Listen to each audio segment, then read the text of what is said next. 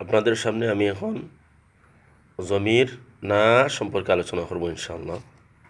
আমি এখানে 3টা শব্দ লিখছি, রব্বা না, ইন্না না, সামিয়া না। 3 শব্দের সঙ্গে না জমিরটি ব্যবহার হয়েছে, কিন্তু 3 শব্দের সঙ্গে না ব্যবহার হওয়ার পরেও তিনটি অবস্থার মধ্যে পড়ছে। যেমন রব্বা না, এখানে নাটা পড়ছে জরর হালতের মধ্যে। ইন্না না, এখানে না পড়ছে নসবর হালতের মধ্যে। সামিয়া না, এটা পড়ছে রফা হালতের মধ্যে। কেন?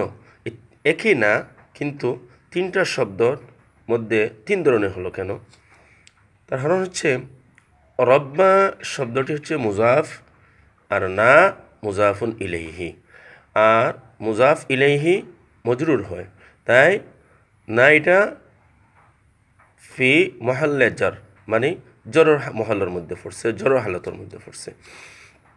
ঠিক তদ্রুপলা ইন্না হরুফে মুসাব্বা বিল ফিআল, না হচ্ছে তার ইসিম, ইন্না এর ইসিম নসব হয়ে থাকে, তাই না এটা পড়ছে ফি মহাল্লে নাসবিন, মানে নসবর হালতের মধ্যে পড়ছে।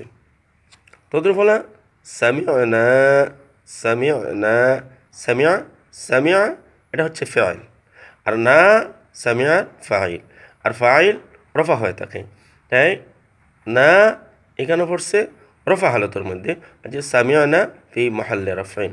তাহলে আমরা 3টা শব্দ পাইলাম।